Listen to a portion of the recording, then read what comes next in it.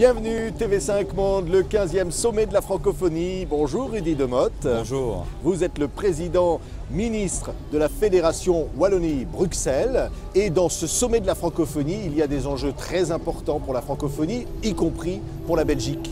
Tout à fait. D'abord, la Belgique connaît un moment particulier. Les francophones, sur le plan fédéral, sont minorisés. Et donc, pour nous, l'acuité de ce sommet est d'autant plus importante. Et puis il y a les enjeux de l'OIF en tant que tel. C'est la réorientation vers des thèmes économiques. C'est l'égalité des genres, qui est un débat qui vit intensément en notre sein. Et puis, il y a surtout cette page du secrétariat général de M. Diouf qui doit se tourner avec des perspectives qui ne sont pas encore claires à toute heure. Oui, ça veut dire une réorientation, M. Demotte, c'est-à-dire autre chose, ouvrir une nouvelle page. Alors, c'est clair qu'on ne peut pas vivre seulement sur le mouvement ou plutôt l'inertie. Et donc, il est temps de réentreprendre aujourd'hui une francophonie plus offensive avec des domaines de prédilection. On pense à l'économie dans le réseau des francophones, avec évidemment une volonté de faire participer le Nord comme le Sud à ce nouveau réseau, mais aussi avec un besoin de visages nouveaux, reconnaissons-le. Oui, ça veut dire que la jeunesse doit avoir une plus grande place.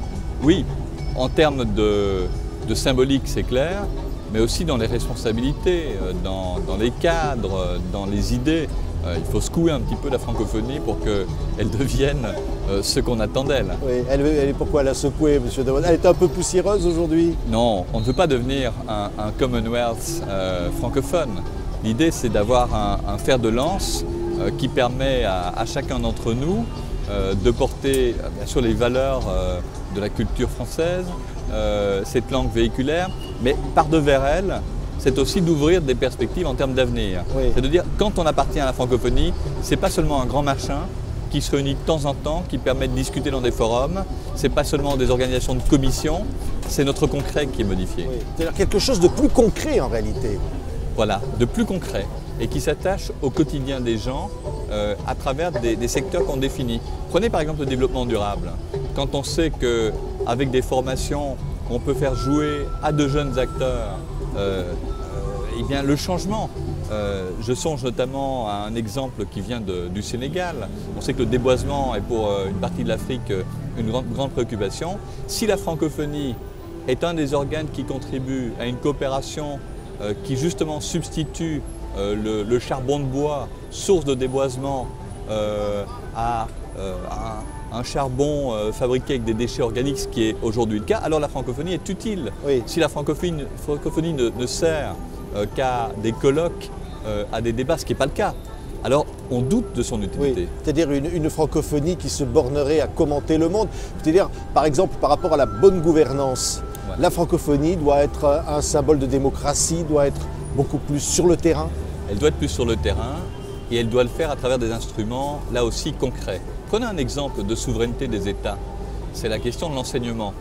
On a senti une dérive se faire dans le monde sous la pression de d'aucuns pour la libéralisation de l'enseignement. Là où il n'y a pas d'enseignement public, on invite à l'enseignement privé. Alors je ne vais pas dire que l'un est nécessairement mauvais par rapport à l'autre, mais s'il n'y a pas un contrôle régalien des États sur la qualité des programmes, là on est devant une difficulté. Et c'est un des rôles que l'OIF doit jouer, c'est de veiller à ce que la puissance publique garde les marges de qualité qui sont requises. Oui. Qu'est-ce qui se passerait, Rudy Demotte, si la francophonie loupait le rendez-vous d'une certaine façon? Est-ce qu'elle est menacée véritablement aujourd'hui? Alors en tout cas elle perdrait visiblement en confiance en soi et donc aussi en crédibilité aux yeux des tiers. Donc il est important pour elle de témoigner qu'elle agit dans le quotidien et qu'elle sait se prendre en charge. Ça, c'est la démonstration à faire. Oui, mais avec des économies budgétaires, avec la crise économique, est-ce que les États ne risquent pas de se désengager d'une certaine façon? Est-ce qu'il y a une menace? Alors, on pourrait avoir une lecture en parallèle de ce qui se passe dans la culture à l'échelle mondiale.